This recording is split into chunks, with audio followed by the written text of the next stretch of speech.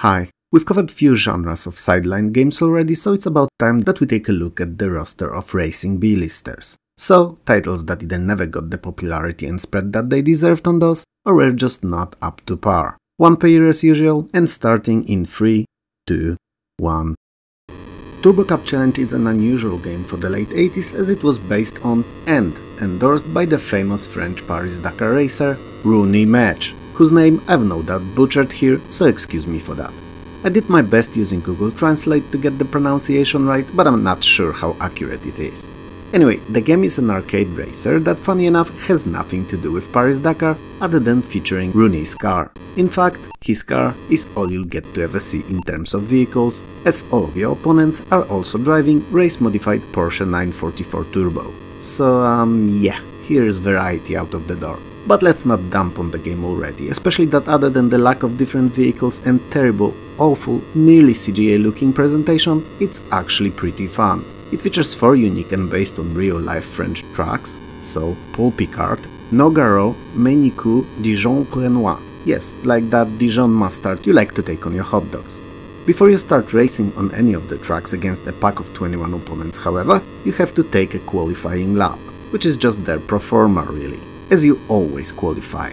When racing, you need to keep an eye on the opponents and roadside objects, as ramming into any of them will spin your car and cost you priceless seconds. That said, if you hit any of your opponent's side on, it can actually help you get ahead of them, so it's a bit of a risk and reward type of a situation here. If I'm to be honest, Turbo Cup reminds me the most of those very old racers that were built in some of those Chinese Tetris handheld knockoffs. There were Tetris clones predominantly, but also had few other games included, made out of blocks too. And while Turbo Cup naturally looks better than any racer that has its cars made out of 6 or 7 square blocks only, gameplay-wise they are very similar. So it's a fun little racer, not too easy, not too demanding, and a great little game to lose a few minutes in every now and then. Vette is a racing/simulation game putting a wonderful Chevrolet Corvette at the forefront and taking place on streets of San Francisco. In fact, a big part of the city is recreated and remade with the game's simple 3D engine to offer as close to life San Francisco experience as it was possible using the tech available in 1989. So, many of the famous and iconic San Francisco landmarks are naturally represented quite faithfully, as in being flat-shaded objects sticking out like a sore thumb. Golden Gate Bridge, Bay Bridge and Fisherman's Wharf, to name a few. 4 different models of Corvettes are available to choose from: stock 89 Corvette, ZR1, Callaway's Twin Turbo and Sledgehammer. And I know nothing about Corvettes, so all this sounds to me like tropical diseases named after people who got them first. Your opponents speed around the city in 4 European cars: Porsche 928, Lamborghini Countach, Ferrari F40 and Testarossa. Arguably a more varied choice that's sadly not available to you in any shape or form. Another thing that comes in force in Vette, other than the cars for you and CPU, is the number of courses to race on. But if you're not in the mood for a challenge, you can just tour the city in the aptly named Tour mode, you know, for fun, for the simple polygonal sides. Since races take place on the streets of San Francisco, if you go too fast you may be pulled over by the cops, but unless you've hit or run over a pedestrian, or a combination of the two, which would be an excellent albeit not very funny pun here, it's not an automatic game over. You do have to try to talk your way out of the ticket though, which is an interesting experience, especially for the year that the game came out in. So you have a list of those excuses that you can use and you need to try to convince the police officer to let you go. And believe it or not, they actually sometimes work. It's worth keeping in mind that your car is susceptible to damage, which in turn influences its engine power and handling. So whenever you are in need for repairs, you can seek out and visit one of the many gas stations to have it bring back the car to its tip-top shape. I should really question why it's the gas stations that offer the repair services, but it's much easier and more convenient to just blame it all on the game logic and carry on with my day. At the time of its release, Vette was praised by the few gaming mags that covered it for its unprecedented realism of driving and the quality of dashboards of all 4 models of cars. Vette is not a groundbreaking game or the best racer out there, so don't approach it with this mindset and too high expectations. But it's decent, and unlike anything else game, that's design-wise at least closer to the likes of Stunt Car Racer and Stunts mixed with a little test drive, rather than Need for Speed or Lotus series of games. Super Off-Road is a top-down view multiplayer arcade off-road racer in which you, and preferably 2 others, race each other and CPU over 8 different indoor off-road tracks filled with numerous obstacles. Since the game displays the entire track on the screen at once, it's an ideal choice for those weekend home couch game nights that are filled with tons of unhealthy snacks, gallons of even less healthy beverages, and seriously and mentally scarring competitive edge, likes of which you've not seen. But the fun, oh my, the fun is hella healthy. Take it from me, I'm a doctor of all sciences after all. I mean, laughter is the best medicine apparently, so having fun and laughing maniacally when overtaking your clearly inferior opponent must be like a vaccine shot against all diseases, right? Anyway, Super Off-Road does not aim to be a simulation or any kind of representation of a real-life sport, it banks on pure fun, and it is. Fun, that is. It features ungodly long championship season that you can compete in, and the 8 included tracks naturally repeat often. It's a bit of a waste cause I'd like to see more variety here, but it is what it is. Placing first earns you points and money that can be spent on upgrades or to buy more nitro. Car expansions available are top speed increase, grip and acceleration, and are one of the earliest iterations of purchasable upgrades in video game racers. The goal of Super Off-Road is rather simple and it's to complete the championship season with the most money earned. There's no reason to dance around the subject, while the game is pretty cool when played with others, as it delivers that high pressure, half racing, half elbowing your friend off the keyboard to gain an advantage fun. Alone, it's not so much. I mean, it's not bad, but it's not novel and involving enough to see you go through dozens of races on a very limited number of courses. If you have a friend there with you, it's gonna be hella fun. But if you're alone, treat Super Off-Road as a game to fire up between others when you just can't decide what to play next and want a short breather to clear your head. Grand Prix 500, the second, is a very competent arcade motorcycle racer offering nice, colorful VGA presentation and buttersmooth animations, which was not given in 1991 when EGA was still the king for the new releases. There's 4 differently performing bikes to choose from and 12 real-life Grand Prix racing tracks available. You can play in either practice, single race or a full season mode, which are exactly what their names suggest and need no extra explanation. And Grand Prix 500 the second can be enjoyed alone or against a friend in split-screen mode. Now, I don't have to tell you that racing against someone is always more fun than competing against the CPU. Why? Because you're facing someone who reacts to what's happening in a more natural, more unpredictable, more human way, and even more importantly, you have tons of other fun tools at your disposal than your skill only. You can trash talk a friend, heck, you should trash talk a friend to get that emotional edge to make him/her make mistakes. You can use your elbows, to a degree that is, we don't want no noses bursting with red during racing. You can get in front of the screen, covering it with your large, superhero-like muscular physique, everything's allowed really. And you can bet your sweet ass that you're not the only one trying to get that little bit of a leg up. All in good fun though. When played alone, top half of the screen shows overhead view of the entire track, which is helpful in knowing where you've placed in relation to your opponents and the layout of the next few corners. I mean, you're you, a master gamer, a hackerman, an Omega player even, so you'd be fine without it taking them corners like a boss. But the rest of us, yeah, we can and do appreciate a large track layout. That said, it could have been tad like a tiny itty bit smaller, so that the more of the racing would be visible. Whatever. In the 2-player mode, top screen is used by the second gamer and the track map is a miniature visible on a sidebar only. While Grand Prix 500 the second is really fun, it is only if you like light arcade racers and don't care much about realism, physics, inertia, gear ratios, corner approach angle and such. It's an arcade racer and that's all that it is and will ever be. If you're looking for a simulation, something that would represent the sport as close to life as possible, better look somewhere else. Those of you who had an Amiga in the early 90s know Lamborghini American Challenge very well. And yes, it's Lamborghini and not Lamborghini. In essence, it's the same game as more popular Crazy Cars 3, but with an addition of split-screen multiplayer and a built-in speed synchronization, meaning that how it runs was not directly tied to the speed of the CPU. So it would not run faster on faster CPUs, but the same intended way on all supported configurations. Anyway, it's all about illegal races with this one. So you play as a talented wannabe, one who wants to make it big in this surprisingly violence-less underworld activity. And all you have is your clearly stolen Lamborghini Diablo and a knack for pushing the pedal to the metal. If you were to be a superhero, your name would be Daddy Heavy Leg, or Stone-Legged Speedster, or Yabba Dabba Foot, or something else down the lines. Anyway, the game is split into leagues and you naturally start in the low one and need to acquire a sum of $50,000 to get promoted. So, what do you do to earn the money? I'd suggest selling that Diablo and still having a good 200,000 in change lying around, but I suppose that's not the option here. So, you bet for the races. Yup, simple as that. While it will take you a little while to earn the required amount of money, the game is so fun you won't mind if you're not me, speeding like a maniac, breaking all the laws and getting first to the finish line. Or not, cause there are cops, and since these races are illegal and you're breaking the law, it's only natural that whenever they're there to witness, they will chase you. Relentlessly, I must add. And you will break that speed limit all the time, as there's no way to win the races driving slower. It's a part of fun though, and soon enough running away from cops, overtaking the opponents and passing by other slow driving cars on the road will become a second nature and a Tetris-like maneuvering puzzling fun to fit between them all at great speeds. Fortunately, you're not left with your unquestionable skills only and can support yourself with some very useful tools, like speed-ups, turbo boosters, police detectors and radar jammers, all readily available in the shop.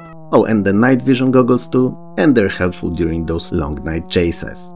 Lamborghini does not only support a day-night cycle, but also different weather conditions too, for that added touch of realism that no one asked for and also no one complains about. Everything about Lamborghini American Challenge is great. The graphics, the sounds, handling, sensation of speed, feeling of progression when you upgrade your machine and earn ranks, it's all there and it's hella addictive.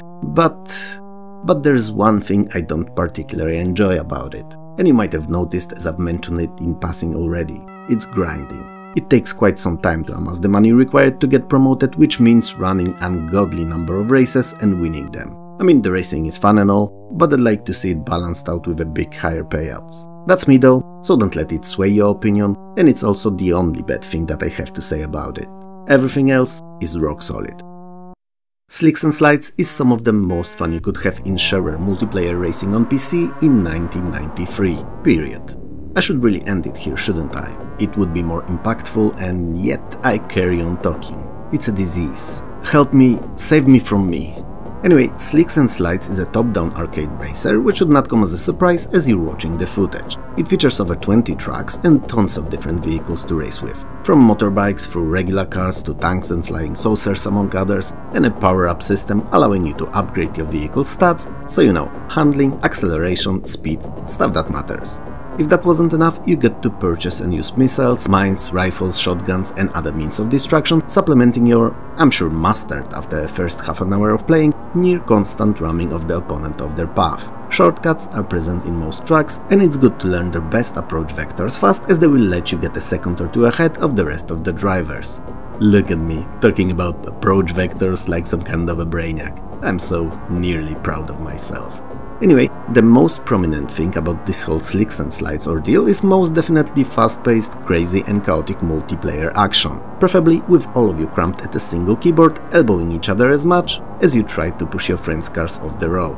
It's a barrel of laughs, especially if you're the pusher and not the pushee. Slicks and Slides can be also played in single player, but doing so is a waste of a perfect party game. Because all the tracks are devilishly fun designed, custom crafted to not only put your driving skills to the test, but also create tons of opportunities for all the cars to seek shortcuts or battle it out, fighting for each fraction of a second as if there was no tomorrow. It's nowhere near as cool if you're playing against always perfect driving and predictable CPU opponents. All I told you up to this point is included in the shareware version of the game. When you pull the trigger and pay for it, which funny enough you can still do for a mere $5, you not only get access to tons more tracks, but also an excellent track editor, which extends the life of this gem near indefinitely.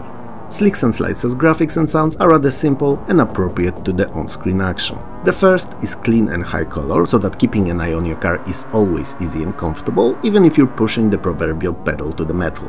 And the second sounds fitting, and that's as much as we could hope for a sound design in 1993's shareware release. Oh, I failed to mention it before, but the controls take a little getting used to, so even if some corners keep sending you spinning initially, or you feel that they're a bit too sensitive, give them a minute, they will grow on you soon and it will feel like a second nature in no time. To summarize, if you have someone to play those classics with, then Slicks and Slides is amazing. But if you don't, it won't prove as addicting, I'm afraid. Wacky Wheels is wacky. It's a fun, fast and funky kart racing game, very similar and clearly inspired by Super Mario Kart. And as inspirations go, one could pick much worse. And in the world of arcade karting games, Mario's definitely one of, if not the best game. Instead of Nintendo's characters though, the game decided on cartoon animals. And we've got a panda, moose, pelican, raccoon, shark, camel, elephant and tiger to pick from. A pretty fun set, and each and every one of them looks, animates and acts uniquely for that added touch of originality. They're a fine bunch and a pleasure to use in races, though one has to wonder why hasn't Apogee, a publisher of the game, requested some of its iconic characters to be included. I mean, Duke Nukem, Commander Keen or even Blakestone would be all fun choices to play as and more in line with their library of games. Though now that I think about it, I believe it was the right call having animals and not these, as the way that the game is now, everyone can play it, old and young, and I'm not sure that we'd want our kids, if we had them that is, have playing as Duke that's constantly spitting one-liners about period blood or decapitations. Best of both worlds would be having them as unlockable extra characters, I think. Anyway, it is what it is, so let's not get too much into the what-ifs. Wacky Wheels can be played alone and in multiplayer, and that second either in two-player split screen or over the LAN connection. There's fair share of courses available, and while they all differ in the layout and decoration, they're all flat, very SNES Mario-like, which is a bit disappointing as I expected much more from PC back then. It has to be said though that the hardware requirements were very modest and it comfortably ran quite fast even on a basic 386, which is not something that could be said about many games in 1994. There are a few fun weapons like hedgehog bullets and bombs, and power-ups like turbo and oil spills to use throughout the race, and they're all fun and work as intended, making for a very exciting, even if short-lived experience. Why short-lived? Well, and it's a bit of a controversial opinion, but I believe that PC gamers required a bit more than console gamers did back then, and a certain level of depth was something that they were after. Wacky Wheels, while very fun and easy to pick up title, is definitely not deep. And no, I'm not dumping on consoles here, in fact I have quite a few of these and love them. I just feel that what I said here earlier was correct. Feel free to disagree, preferably in the comments below. Overall, Wacky Wheels is a fun, fast and action-packed game that's easy to get into and can provide a certain dose of replayability given you have someone to play it against. Alone, it's probably a complete a championship once and forget about it kind of a title. The cover of Big Red Racing says it all, and it's as quintessential representation of the 90s in a video game form as you could hope of getting. It's adrenaline-fueled, action-packed Mario Kart-like racer with a touch of off-road, bits and pieces borrowed from other racing games and a lot of crazy to boot. It's the Sonic the Hedgehog of racers, it's cool, rad, hype and whatever else you would have called it back then, but most of all, it's actually really fun. Not fun for when it released, but overall, even today. It features 24 entirely unique tracks split over 6 cups encompassing the globe, moon, Mars and Venus, each of which has distinctively unique look and feel and offers a selection of 2 vehicles to pick between. There are many more obviously in the game, and they can be really crazy and unexpected for the genre, like spaceships, snowmobiles, jeeps, helicopters and hovercrafts to name a few, but there's always only 2 to pick from for each race. There's an in-cockpit view or a wide selection of behind-the-vehicle cameras so that everyone can enjoy Big Red Racing the way they like best. And while the vehicles themselves don't look especially great in this early 3D title, and tracks could use a bit more variety in terms of what's around them in the background and roadside objects, the game itself is a riot. And you're not gonna get bored or feel as if there was something missing or that it lacked content. Big Red Racing is incredibly fun and an excellent example of a game that grew old well and is as playable today as it was over 25 years ago.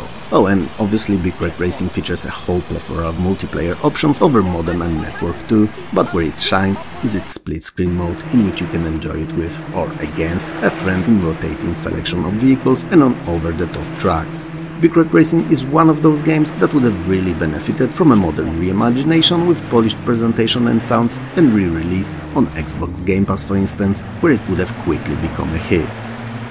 Fatal Fumes is what fills the room whenever my boss's wife comes to work and starts talking.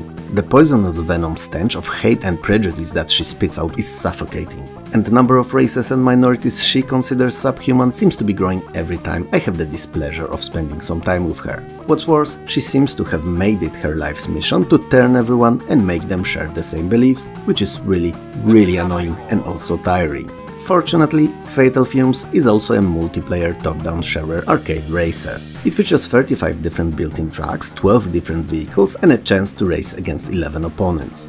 There are no weapons, power-ups and add-ons in it though, it's all about racing, about taking the corners the best, most optimal way and pushing to the finish line before anyone else.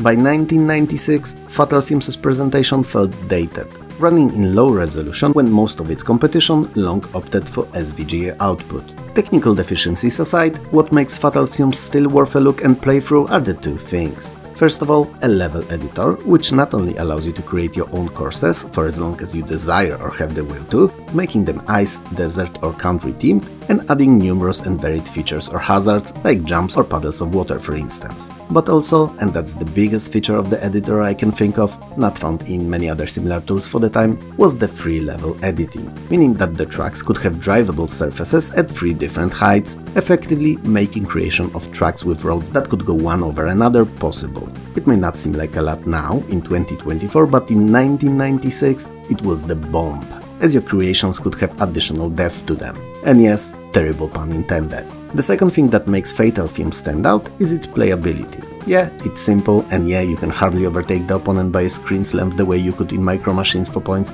but the racing itself, provided you're playing against another person, is fun in its simplest pure form. And that's the most we can hope to get from any game really.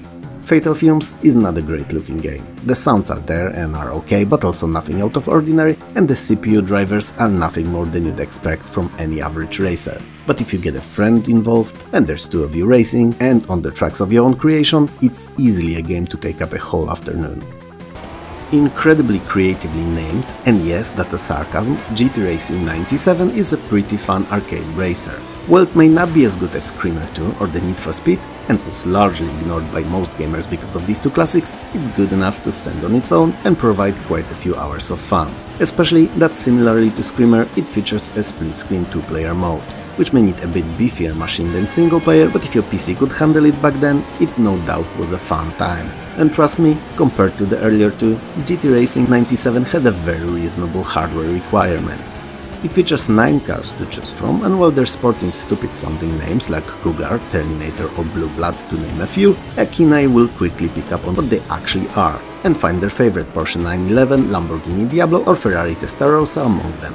All of them naturally differ in how they handle, but the top speed seems to be for the most part very similar, and somewhere around 300 kph. The tracks come from 8 countries and are divided into 3 continents. Only Canada and Brazil are available at the start though, and you need to unlock the others by beating the championship that consists of number of races in different countries. There are 3 difficulty levels to choose from, but you should never go for the lowest, as I'd consider it more of a tutorial than a real choice. Why? Well, the racers don't try to overtake each other at all, there's no traffic whatsoever, and the maximum speed of all cars is severely limited.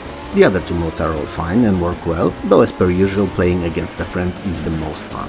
Interestingly enough, there are 3 kinds of car damage in the game, all indicated separately as body, engine and wheels. So while GT Racing 97 is definitely not a simulator, it does not allow for all-out crazy maneuvers, and you have to keep all 3 parameters in check during all races. Presentation-wise, GT is decent. The graphics are colorful, roadside objects are a mix of 2D and 3D decorations, and the feeling of speed is definitely there, so there is nothing to complain about in the looks department. Sounds are a bit meh, the cars seem to make that weird noises, but not to the point of being annoying or distracting. They're just not what you expect them to be, at least to me. To summarize, there's really nothing special about GT Racing 97. It's a good, a bit above average racer that is quite fun, and if you don't have access to bigger and better games in the genre, you will not be disappointed with it either. So, are the B-lister racers as good as AAA games were? Nope, they're not, but in most cases they're at the very least decent and fun if you give them time. What do you think of them though? Let me know in the comments below.